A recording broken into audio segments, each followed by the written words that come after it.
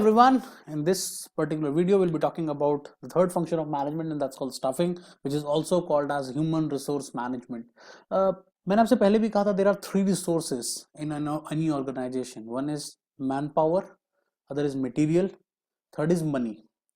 अब सबसे इंटरेस्टिंग बात यहाँ पर क्या है कि आप हर रिसोर्स को कॉपी कर सकते हैं. रिसोर्स को कॉपी करने का क्या मतलब है?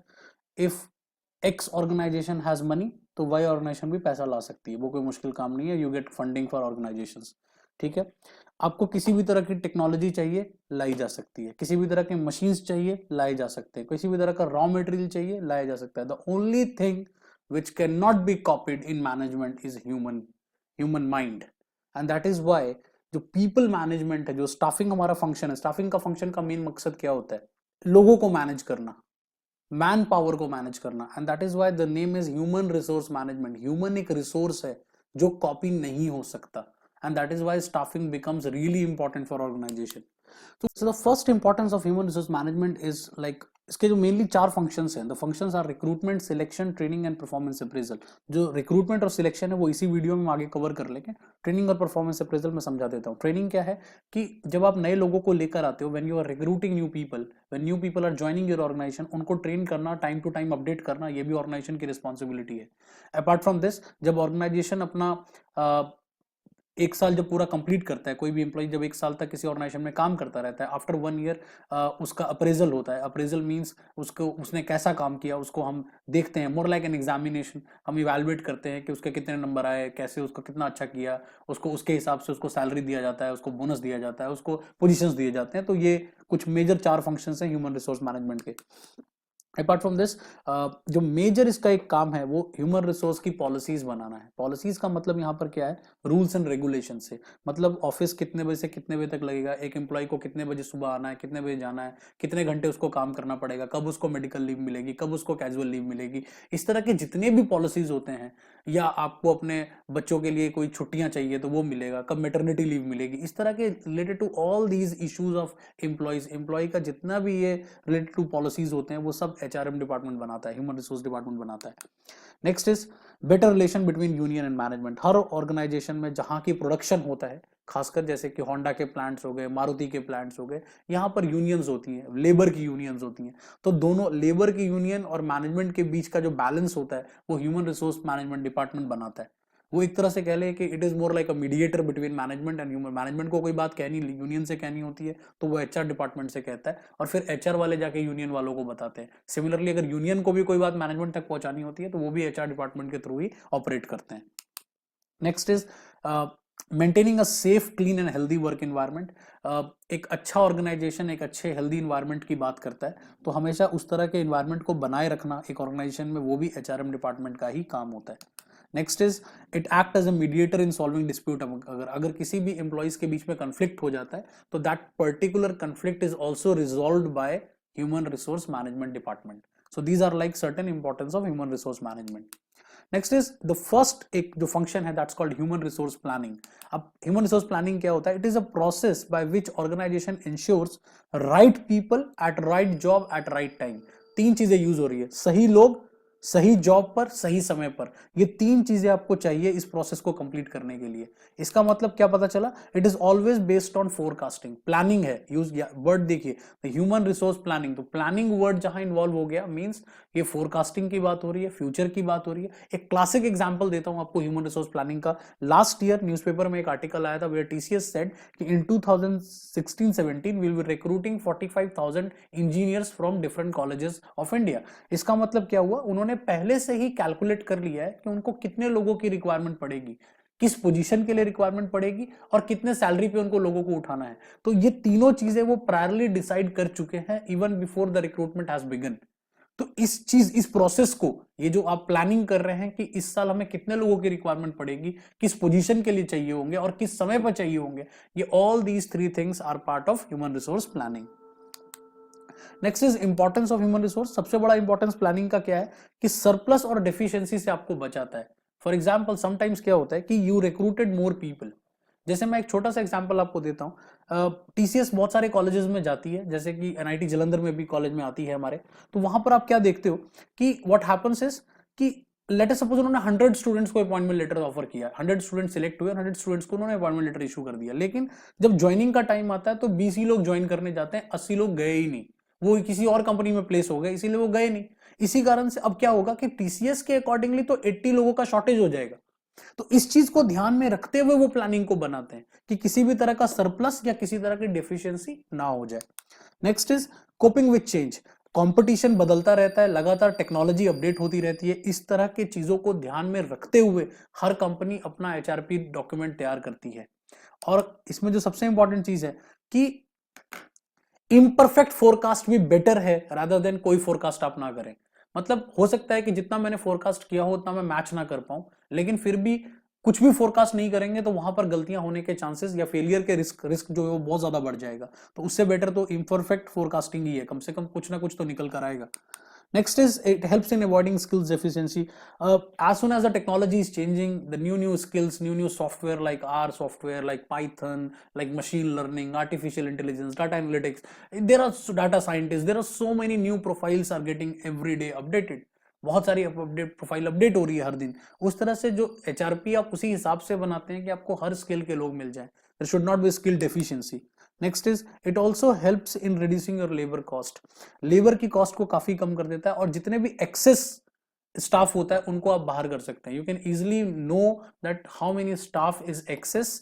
वही पहले वाले पॉइंट वाली बात कि अगर सरप्लस होगा तो आप निकालेंगे, अगर डेफिशिएंसी होगा तो ज्यादा लोगों को और लेकर आएंगे। Then the most important thing, recruitment और सिलेक्शन दोनों यहीं से कवर हो जाएगा। अब रिक्रूटमेंट की अगर हम बात करें, रिक्रूटमेंट क्या है? Recruitment is inviting application. जब भी किसी कंपनी में जॉब आता है, जैसे फॉर एग्जांपल एनटीपीसी में कोई जॉब आया है, तो एनटीपीसी क्या करती है, एक एडवर्टीजमेंट निकाल देती है ऑन वेरियस न्यूज़पेपर्स। आप उस एडवर्टीजमेंट्स को देखकर लोग अप्लाई करते हैं। तो ये जो प्रोसेस है एप्लीकेशन का प्रोसेस, लोग एडवर्टीजमेंट देखकर अप्लाई कर रहे हैं, दिस इज कॉल्ड रिक्रूटमेंट। ठीक है। On the other side selection क्या है कि जब सब लोग अप्लाई कर देंगे, when everybody will apply, then आप क्या करोगे, उस पूल में से you will pick up the final shortlisted people. जो आपको लास्ट में कुछ लोग जो चाहिए होंगे, मान लो मुझे 5 लोग चाहिए, 10 लोग चाहिए, तो वो आप सिलेक्शन प्रोसेस से कंप्लीट करेंगे।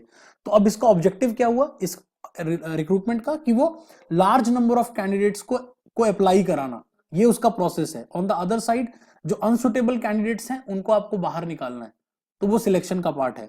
तो इसका प्रोसेस हमेशा सिंपल होता है, क्योंकि एक ऐड देनी है, ऐड के बाद लोग अपने आप ही फॉर्म को देखकर अप्लाई करने लग जाते हैं। लेकिन जो सिलेक्शन का प्रोसेस है वो हर कंपनी का कंपनी टू कंपनी वैरी करता है, and it is a complicated process. वो आगे हम कवर करेंगे इसी वीडियो में।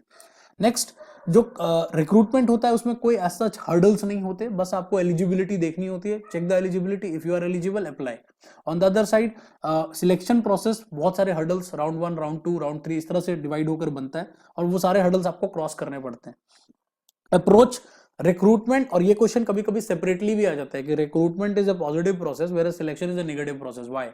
बिकॉज रिक्रूटमेंट में आप more and more applications are being, आप मोर एंड मोर एप्लीकेशन को मंगा रहे हैं, मतलब वो एक पॉजिटिव प्रोसेस है। You want more people to apply.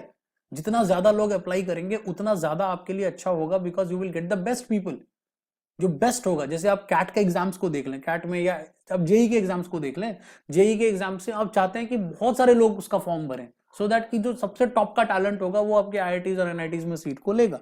On the other side जो इसका अप्रोच है, और जबकि सिलेक्शन में क्या नेगेटिव प्रोसेस है, मतलब फाइनली आपको जितनी सीट्स हैं उसी हिसाब से लोगों को लेना है। तो इसलिए जो लोग आपके लिए अप्रोप्रिएट नहीं है या जो हर्डल्स को क्रॉस नहीं कर पाएंगे, they will get rejected. Okay, recruitment selection से पहले होता है, सिलेक्शन बाद में होता है। तो रिक्रूटमेंट पहले एचआरपी होता है, एचआरपी के बाद रिक्रूटमेंट, रिक्रूटमेंट के बाद सिलेक्शन। ठीक है, सिलेक्शन के बाद ट्रेनिंग, और ट्रेनिंग के बाद परफॉर्मेंस अप्रेजल। तो ये इसका सीरियल ऑर्डर है। Next, recruitment is an economical method. बहुत ज्यादा एक महंगा प्रोसेस नहीं है सिलेक्शन, लेकिन टाइम कंज्यूमिंग भी है और पैसा भी लगता है बहुत। Okay, then we have recruitment methods. Recruitment में मेनली 2 तरह के मेथड्स होते हैं, one is called internal methods and second is external methods. मैंने रिक्रूटमेंट पहले ही बता दिया क्या है। Recruitment is a process of inviting applications and you want more and more people to apply. तो इंटरनल मेथड्स में क्या होता है, internal method means recruitment methods which takes place with in the organisation. अंदर अंदर ही, मान लो कोई वैकेंसी निकली, मेरे ऑर्गेनाइजेशन में 3 jobs, 3 vacancies are there now, तो आप क्या करते हैं, उन 3 वैकेंसीज को बाहर से लोगों को लाने की जगह अंदर से ही ले आते हैं। तो अंदर से आप कैसे ला सकते हैं उनको, जो रेडिली अवेलेबल है आपके पास अंदर, उसके लाने के 3 तरीके हैं। पहला, आप ट्रांसफर कर दें from one department to another department, transfer कर दें, that's also possible. From one zone to another zone transfer कर दें, वो भी हो सकता है। बैंकिंग में खूब होता है, बैंकिंग में कोई भी मैनेजर की पोस्ट खाली होती है, वो बाहर से लाने से बेहतर है कि वो अंदर से ट्रांसफर कर देते हैं कि चलो इसको क्लर्क था, क्लर्क को मैनेजर बनाकर नए एरिया में भेज दिया। On the other side, second is promotion, जो अभी जस्ट मैंने आपको बताया, क्लर्क को प्रमोट करके आपने वहां भेज दिया, तो ट्रांसफर कर दें या प्रमोट कर दें। और थर्ड है कि जो पुराने एम्प्लॉइज थे, जो रिटायर हो चुके हैं, जो छोड़कर चले गए, ऐसे एम्प्लॉइज को भी आप दोबारा बुला सकते हैं, वो भी प्रोसेस इंटरनल रिक्रूटमेंट का पार्ट है। तो 3 मेथड्स इंटरनल में यूज हो रहे हैं, जिसको हम कहते हैं transfer, promotion and re employment. ठीक है, I hope you understand. Next is external methods. अब एक तो अंदर अंदर ही हमने सारा सीट फिल कर दिया, अगर हम ये नहीं करना चाहते तो we have some external methods of doing this. External method मतलब बाहर से, ऑर्गेनाइजेशन के बाहर से लोगों को लाना है। तो अब वो कैसे आएगा? तो ये काफी टाइम कंज्यूमिंग है और काफी मनी भी इन्वॉल्व होता है इसमें, it takes a lot of time also. तो इसके कुछ मेथड्स हैं, for example these are certain methods. First, advertisements देकर, you can always advertise on various newspapers. ऐसे बहुत सारे न्यूज़पेपर्स आते हैं जैसे timesjobs.com, जिसपे कि सिर्फ जॉब्स ही निकलती हैं और वो कंपनीज पोस्ट करती हैं। Second is employment exchange. Employment exchange basically एक कंपनी होती है जिसके पास ऑर्गेनाइजेशन जाती है और कहती है भाई हमें लोग चाहिए, फिर वो कंपनी आपके बिहाफ पे जाके रिक्रूटमेंट करती है। फॉर एग्जांपल, एक कंपनी है कॉल्ड एज कोक्यूब्स। कोक्यूब्स जो है वो बहुत सारी कंपनीज के लिए डिफरेंट डिफरेंट कॉलेजेस में जाके रिक्रूटमेंट करती है। Then third is educational institute, obviously the placement process, कि you can go to any IITs, any INITs, any IIMs और any private business school, private engineering college, जहाँ के आपको बहुत सारे स्टूडेंट्स मिल जाएंगे। अगर आपका उनसे काम चल जाता है तो वहां से ले आए। लेबर कॉन्ट्रैक्टर्स, अगर हमें लेबर चाहिए होती है तो हम लेबर को आप कहाँ कहाँ ढूंढते फिरेंगे, तो आप आजकल क्या है, कॉन्ट्रैक्टर्स होते हैं, कॉन्ट्रैक्टर के पास लेबर बहुत सारी अवेलेबल होती है। आप सिर्फ उसको बताएं कि मुझे 300 लोग चाहिए अपने प्रोडक्शन प्लांट के लिए, तो वो इमीडिएटली कॉन्ट्रैक्टर अरेंज कर देता है। Next is online portals. आजकल ऑनलाइन पोर्टल्स बहुत फेमस हो गए हैं, like naukri.com, like shine.com, even professional network like linkedin.com। तो वहां पर आपको बहुत सारे पोटेंशियल एम्प्लॉयर्स वहां से लोगों को शॉर्टलिस्ट कर लेते हैं कि इसकी प्रोफाइल अच्छी है, इसको बुला लो। तो these are certain methods through which you can do a recruitment. Recruitment के टाइप्स भी यही है, रिक्रूटमेंट के मेथड्स भी यही है। Okay, and now this is the selection process, कि एक बार रिक्रूटमेंट हो गई, मतलब आपके पास बहुत सारे एप्लीकेशंस आ गए, अब आपको क्या करना है, आपको सिलेक्शन प्रोसेस करना है। तो सिलेक्शन प्रोसेस में ये हमारे कुछ फॉलोइंग स्टेप्स हैं। स्टेप नंबर 1 क्या है कि आप प्रिलिमिनरी इंटरव्यू लेते हो। प्रिलिमिनरी इंटरव्यू इज मोर एक स्क्रीनिंग प्रोसेस काइंड ऑफ, कि जैसे आया तो आपने उससे पूछ लिया कि बताओ कंपनी के बारे में तुम्हें क्या पता है। बेसिकली उसकी एलिजिबिलिटी चेक की जाती है। यहाँ पर बहुत ज्यादा लोगों को बाहर नहीं किया जाता, बस एक चेक कर लिया जाता है कि बंदा एलिजिबल है या नहीं है। Second, written test. अब रिटन टेस्ट में you have 3-4 kinds of test. For example, you can have a technical paper, कि अगर if certain student belongs to mechanical का कोई स्टूडेंट है तो मैकेनिकल का पेपर दे रहा है, कोई कंप्यूटर साइंस का तो कंप्यूटर साइंस का एग्जाम दे रहा है, तो वो एक तरीका है। अदरवाइज एप्टीट्यूड तो है ही है, majority of the companies conduct aptitude test. Aptitude तो बहुत सारी कंपनीज कंडक्ट कराती है। एंड थर्ड इज आजकल जो नया शुरू हुआ है, दैट्स कॉल्ड पर्सनालिटी टेस्ट। काफी टेक्निकल होता है, काफी टफ होता है, इसको हम साइकोमेट्रिक टेस्ट भी कहते हैं। तो these are like personality test, जिसको आप पर्सनालिटी और आपके बिहेवियर को बाहर निकाल लेता है। Then third step which is not a mandatory step, that is group discussions. Group discussion जरूरी नहीं है कि हर कंपनी कराए, लेकिन आजकल स्पेसिफिकली इन कॉलेजेस अगर कोई रिक्रूटमेंट हो रहा होता है तो वहां पर ग्रुप डिस्कशन जरूर होता है। ये भी काफी निगेटिव प्रोसेस है। निगेटिव प्रोसेस मतलब 12-15 लोगों को एक ग्रुप में बुलाया जाता है, then you can select only 2-3 people and rest of the people got rejected. तो बहुत सारे जल्दी जल्दी लोगों को बाहर करने का एक तेजी सा एक प्रोसेस है। Then you have interviews. Interviews में you have 2 kinds of interviews, one is called technical interviews, जो कि आपके टेक्निकल सब्जेक्ट से क्वेश्चंस पूछे जाते हैं। On the other side we have HR interviews, जो आपकी पर्सनालिटी के ऊपर क्वेश्चन होता है, वो आपके जनरल बिहेवियर को लेकर आपसे क्वेश्चंस पूछे जाते हैं। एंड देन इसके बाद जब ये सारे 4 राउंड हो गए ऊपर के, फिर आप रेफरेंस और बैकग्राउंड चेक कराते हैं। मतलब क्या कोई क्रिमिनल रिकॉर्ड तो नहीं है उस कैंडिडेट का, वन थिंग दे चेक कराना है। प्लस कैसे लोगों ने उसका रिकमेंडेशन भरा है, कैसे लोगों को उसने अपना रेफरेंस में डाला है, वो भी चेकअप करते हो यहाँ पर। Then we have medical test. It is very very important to have medical test also, because ये जानना जरूरी है कि फिजिकली और मेंटली जिस पर्सन को आप हायर कर रहे हैं वो स्टेबल है या नहीं है। Otherwise sometimes what happen is कि पहले अगर आप मेडिकल टेस्ट नहीं करेंगे तो लोग बाद में क्लेम कर देते हैं कि हम तो पहले ठीक थे, आपके ऑर्गेनाइजेशन में आके बीमार हो गए। तो ये कॉमन सी बात हो जाती है, इसलिए कंपनी पहले से अपने मेडिकल रिकॉर्ड में आपका मेडिकल टेस्ट लगा देती है। And last but not the least, is your appointment letter. जब ऊपर के सारे स्टेप्स क्लियर हो जाते हैं then you get an appointment letter, जिसमें आपके सैलरी का ब्रेकअप लिखा होता है, आपकी ज्वाइनिंग की डेट लिखी होती है, and all your roles and responsibility.